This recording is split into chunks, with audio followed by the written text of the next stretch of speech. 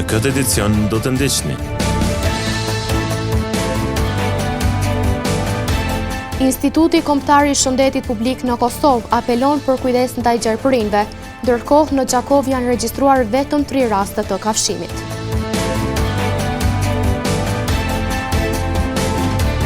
Vërtetimi i vaksinimit i domosdoshëm për regjistrimin e fëmijëve në qerdhe e shkollë.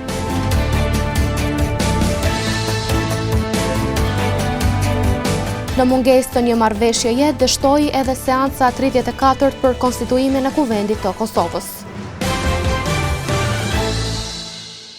Përshëndetje, po fillojmë edicionin qendror të lajmeve këtu në televizionin Syri. Shumica e gjarpërinjve në Kosovë nuk janë helmues, por qytetarët duhet të kujdesen shumë nga kafshimi i tyre, sidomos gjatë muajve të verës. Kështu ka bërë të ditur nga Instituti Kombëtar i Shëndetit Publik në Kosovë në një apel drejtuar qytetarëve.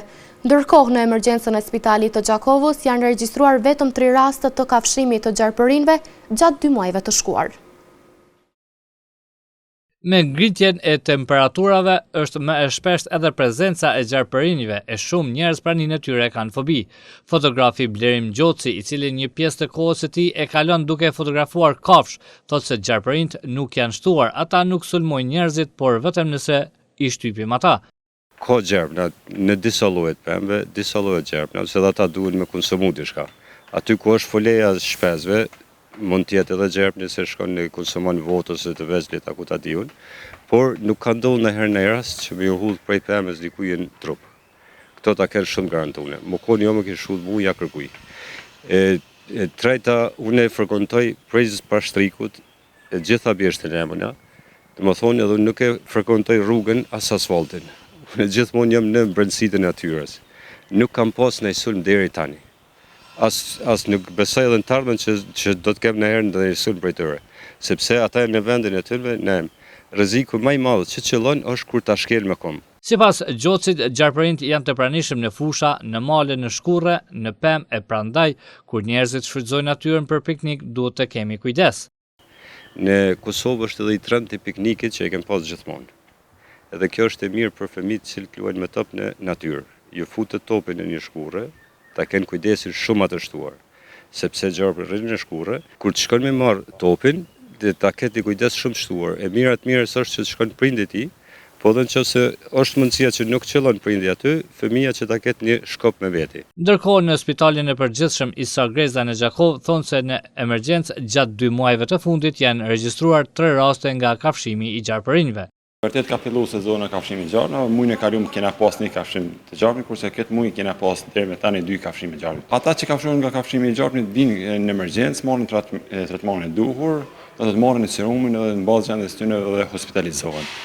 Ata që banohen në ardhen me marrë shërbimin në kohë, ata duhet të rrugupin në Prishtinë për një trajtim më ndryshe. Marku gjithashtu thotë se serumet që janë kundër helmit të gjarpërit janë të mjaftueshëm në spitalin e Gjakovës. Sa i përket e furnizimit me serume kundër kafshimit të gjarpërit, janë të furnizuar mirë. Do thotë kena në sasi gjithmonë këtu në emergjencë kena 2 serume që majna, kurse barnatura qendrore e spitalit është e furnizuar, do të thotë si shkomorën informacione se sa ka sasi atje, kanë treguar se ka sasi të mjaftueshme, do të thotë edhe mbas shpenzimit këtu bëhen edhe kërkesat. Kujtojmë se Instituti Kombëtar i Shëndetit Publik në Kosovë i është drejtuar qytetarëve me një postim në të cilin thuhet se shumica e gjarpërinjve në Kosovë nuk janë helmues, por kafshimi nga nëpërka mund të jetë i rrezikshëm sepse është ndër më helmuesit në Kosovë. Prandaj edhe kërkohet kujdes nga kafshimi i gjarpërinjve.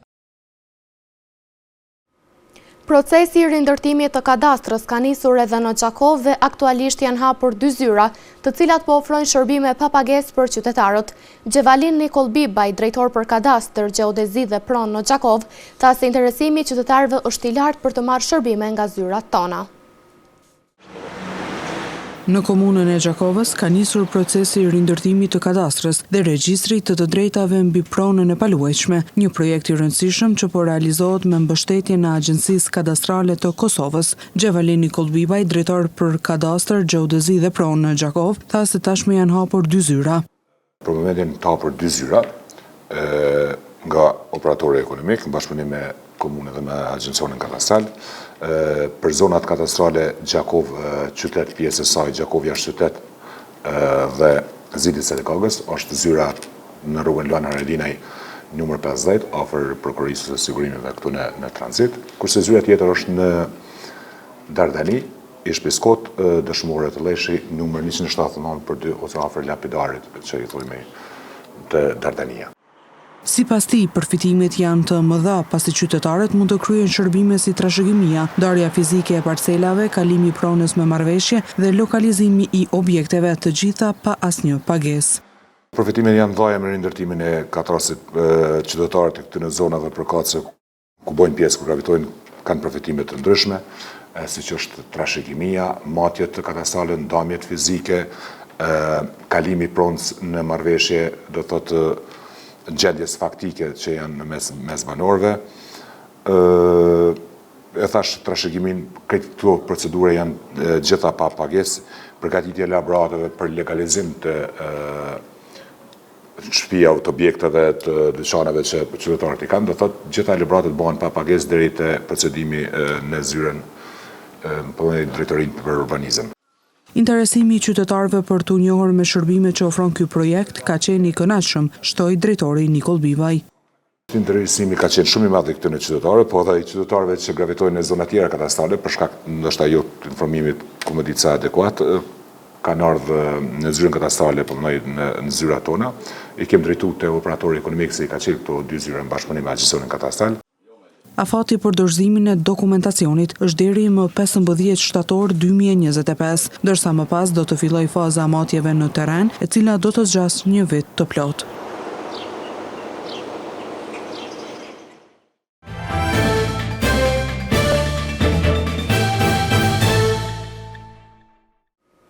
Mbeturinat e ndodhura në disa pjesë të fshatit Firs e bojnë të pamundur daljen në sipërfaqe të atraksioneve turistike të këtij vendi.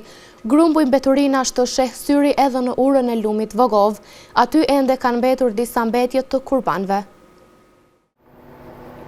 Në hyrje të fshatit Firs, mbeturinat janë të shumta, po ashtu edhe në lumin e fshatit Vogov, i cili derdhet në lumin Ernik, është mbushur me mbeturina. E të ura e lumit Vogov, përveç mbeturinave të shumta, edhe pse bën 2 javë nga Kurban Bajrami, mbetjet e kurbanëve janë ende. Era e cila është këtu është e padurueshme dhe është përhapur në të gjithë zonën. Ndërkaq këtu prapa është duke ndërtuar kisha protestante, e ata për këtë arsye kanë vendosur dhe kamera ku lusin qytetarët që të mos hudhin mbeturinat në këtë vend. Ata thënë se vendi ku është duke ndërtuar kisha, presi janë vendosur kamerat, qytetarët janë dalur dhe nuk janë duke hudhur mbeturinat siç kanë hudhur më parë. Por gjendja nuk është njëjtë pra te lumi Vogov, që është disa metra nga vendi ku është duke ndërtuar kisha, aty vazhdojnë të hudhur mbeturina, po ashtu edhe mbetjet të kafshëve. Nga kisha protestante thanë se do të vazhdojnë të monitorojnë vendet rreth kishës me kamera dhe nëse hudhen mbeturinat do të njoftohen organet kompetente. Ne për këtë çështje kemi pyetur edhe në drejtorinë e shërbimeve publike në komunën e Gjakovës, por deri në realizimin e kronikës nuk kemi marrë përgjigje. Deri më 1 korrik 2025 do të qëndrojë hapur thirrja për aplikim për ndarjen e bursave për studentët e komunës së Gjakovës për vitin akademik 2024-2025. Në thirrjen publike thuhet se këtë vit do të ndahen 100 bursa në disa programe akademike. Ka 2 ditë që është shpallur thirrja publike për ndarjen e bursave për studentët për vitin studimor 2024-2025.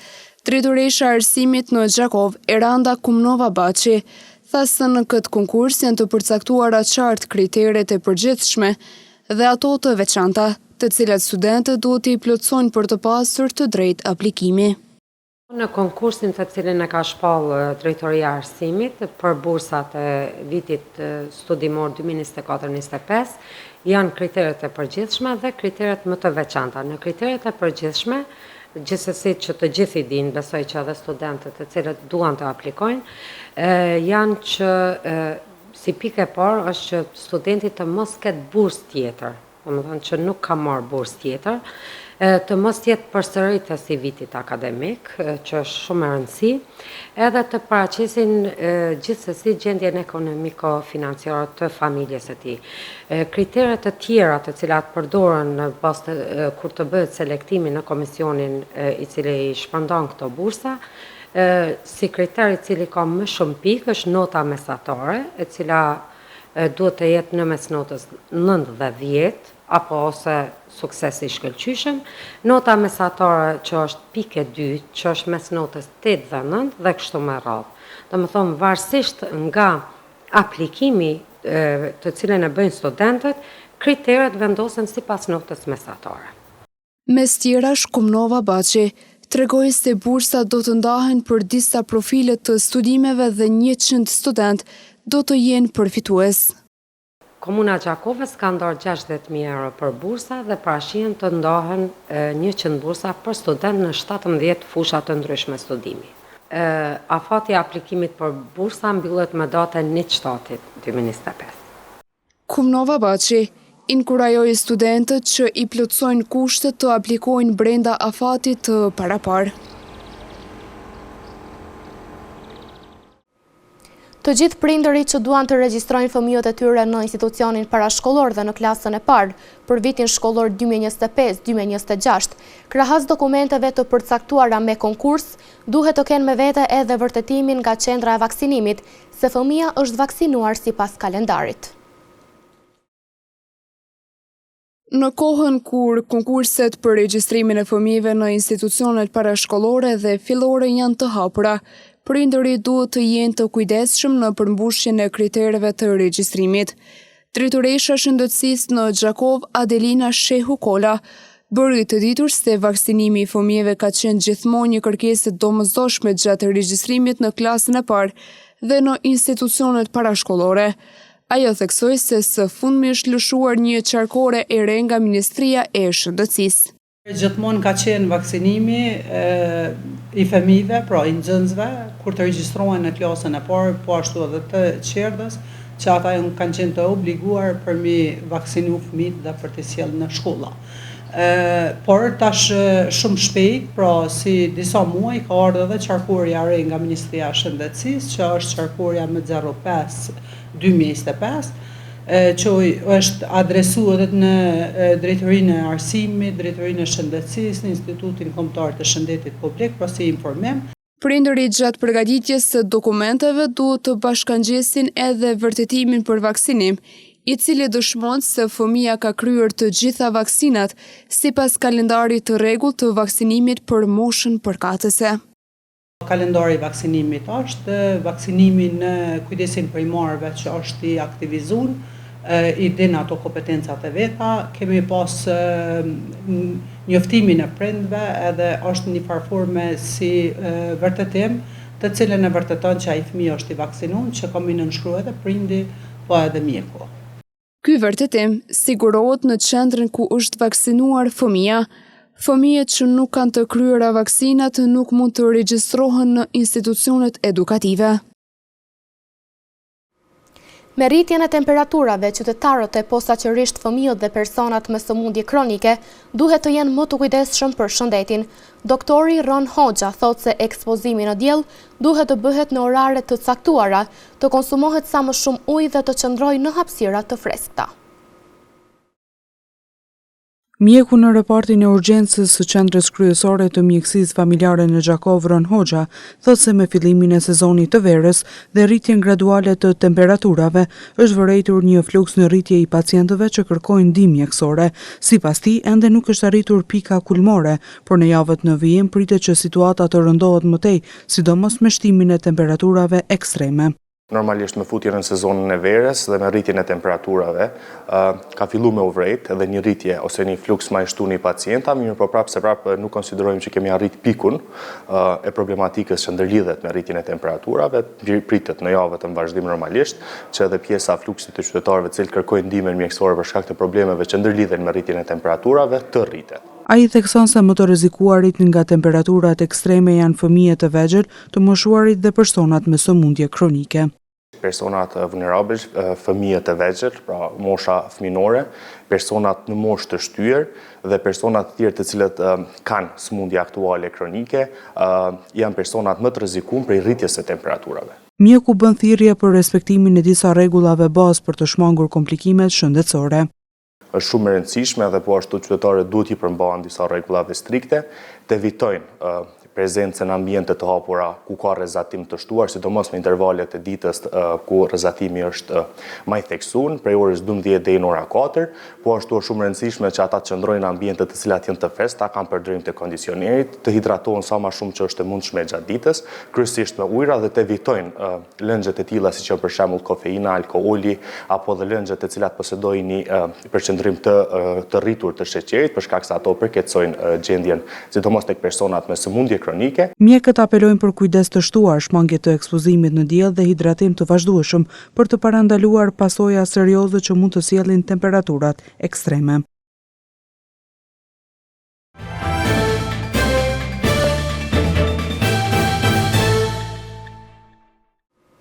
Në mungesë të një marrëveshjeje të përbashkët, ka dështuar edhe përpjekja 34 për konstituimin e Kuvendit të Kosovës. Ngërçi politik do të mund të vazhdojë edhe për një kohë, nëse parlamentarët nuk ndryshojnë qëndrime në zgjedhjet e kryeparlamentarit dhe në kryetarëve të tjerë. Është bërë tashmë e zakonshme që seancat për konstituimin e kuvendit që përmbahen çdo 48 orë të mos zgjasin shumë. Me vetëm 2 minuta kohë zgjatje, as kësaj here nuk u votua nga deputetët opozitar, komisioni për votim të fshet. Disa prej deputetëve janë në pritje të vendimit të gjykatës kushtetuese. Vetorë këtu është, por ata nuk kanë shprehur ndaj gatishmëritë, po shohim. Po presim vendimin e gjykatës kushtetuese. Ndërka që Albulena Haxhiu thotë se ky vendim është vonuar shumë. Letra e presidentës, siç e keni parë, thotë që deputetët duhet të gjejnë mënyra për ta konstituar kuvendin, pra është në linjë me të dyja këto, ose tashmë të papranueshme pra. Gjykata kushtetuese duhet t'i bëjë këto. Duke pasur parasysh praktikat unë kam thënë që duke mos pasur një objekt, gjykata mund ta shpallë të papranueshme të lënë, sepse duhet të ishte një vendim të kuvendit për këtë. Mi po presin vendimin e gjykatës, por nuk është në rregull që është vonuar kaq shumë. Kryetari i nismës socialdemokrate Fatmir Limaj e ka konfirmuar takimin me kryetarin e Lidhjes Demokratike të Kosovës, Lumir Abdigjikun, duke cilësuar si një takim shumë të mirë. Kemi pas takim shumë të mirë. Kemi biseduar gjitha temat, ka qenë kemi pas një bisedë shtërruese dhe mund me thotë që ka qenë një takim jashtëzakonisht i mirë. Çfarë ne kupton me shtërruese, zoti Limaj? Gjitha temat ato që prekupojnë Kosovën, ato që kemi përgjithësi, kemi vizuar për zhvillimet në Kosovë, prej zhvillimet të politike, ekonomike, rajonale, angazhimet tona. Seanca e radhës është paraparë të mbahet të shtunën në ora 10:30. Të shihemi 21/6/2005 në orën 10:30. Në vazhdim të ndjekim parashikimin e motit për ditët në vijim. Dita e sotme është karakterizuar nga mot me diell dhe vranësira, me temperatura që kanë lëvizur nga 18 deri në 32 gradë Celsius. Për nesër, temperatura do lëvizin nga 15 deri në 29 gradë Celsius, karakterizuar nga mot i ndryshueshëm. E shtuna do të karakterizohet nga moti me diell, me temperatura që do variojnë nga 12 deri në 28 gradë Celsius. Të dielën pritet të mbizotrojë mot me diell dhe vranësira, me temperatura që do lëvizin nga 13 deri në 29 gradë Celsius.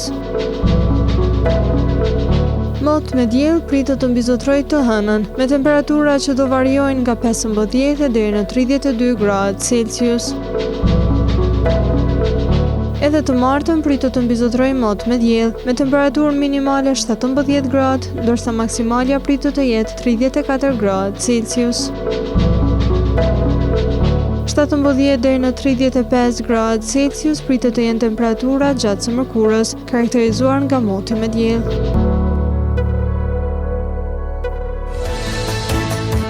Para se të ndahemi, të ndjekim edhe një herë titujt kryesor të këtij edicioni.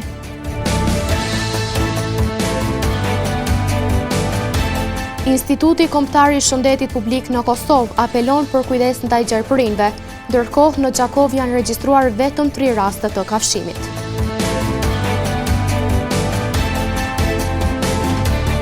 Vërtetimi i vaksinimit i domosdoshëm për regjistrimin e fëmijëve në qerdhe e shkollë.